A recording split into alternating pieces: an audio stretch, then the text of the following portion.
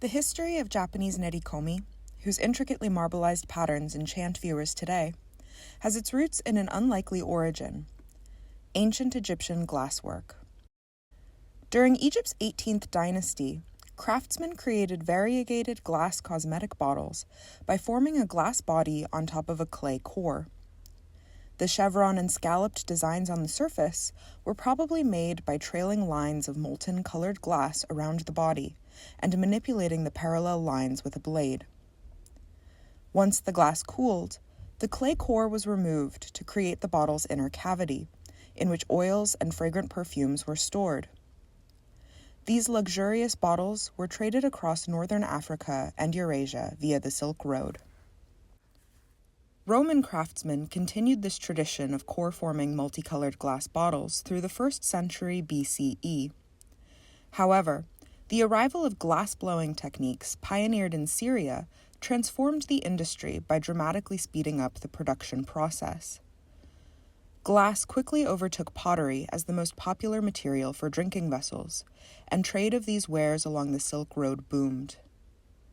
Multicolored glass bottles originating from Rome have been discovered in Chinese tombs from as early as the Eastern Jin period. Chinese ceramists, inspired by these exotic glass wares, experimented with creating similar designs in clay. The result was the jiaotai technique, in which slabs of clay in the naturally occurring colors of reddish-brown and light cream were folded together, sliced along the cross-section to reveal the designs, and shaped into bowls, jars, and other forms. The bodies were then coated with a transparent glaze and fired. Ceramic production expanded greatly during the Tang Dynasty due to a rising demand for both ritual objects and luxurious home wares. Jiaotai wares, whose alluring designs were the product of great technical skill, suited this taste for rare luxury goods. The popularity of marbleized clay continued through the northern Song dynasty, which witnessed the rise of Tszhou wares. In contrast to their earlier Tang counterparts, which were low-fired earthenware in brown and cream, Tszhou wares were made of high-fired stoneware and porcelain in white and black. Tszhou wares additionally testify to the accumulation of jiaotai technical skills over the centuries. They feature increasingly sophisticated designs, the result of experimenting with new techniques of folding, layering, and slicing the clay. Jiaotai wares remained popular in China through the Yuan dynasty. However, the market's taste shifted to other styles of porcelain, particularly the jewel-toned celadon of southern China, and jiaotai production eventually ceased. In the 17th century, English potter John Dwight began experimenting with marbleized clay. This may have been part of his larger ambitions to recreate the techniques behind a variety of popular import wares, so that he could produce them himself. Dwight was, for example, avid in his attempts to uncover the secrets of Chinese porcelain, whose transparency and strength enchanted and mystified Europeans for centuries. Although we do not know for certain if an encounter with an imported jiaotai piece inspired Dwight, he spent years testing and finally patenting his technique for marbleized clay.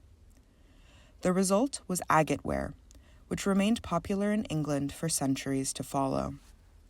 Explicitly intended to mimic agate stone, agateware ceramics often used the same reddish-brown and cream-colored palette of Tang Dynasty jiaotai wares. Rather than coming from naturally occurring clay, however, these colors were the result of experiments by a potter named Thomas Wheeldon to dye white clay with metallic oxides. Because all the layers of color used in the agateware came from the same base clay, they had the added benefit of shrinking at the same rate when fired, thus minimizing the cracking in the kiln that had destroyed high rates of jiaotai wares in China. Japanese Nerikomi, which rose to popularity in the middle of the 20th century, draws on this rich history of translation and experimentation across the mediums of glass and clay that spanned the geography of northern Africa, Asia, and Europe over the course of thousands of years.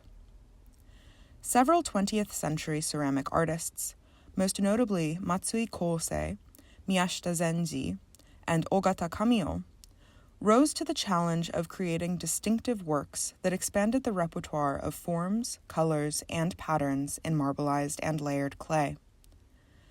Their mastery placed Japan at the pinnacle of layered clay ceramics, inspiring a younger generation of ceramic artists to continue exploring this mesmerizing genre.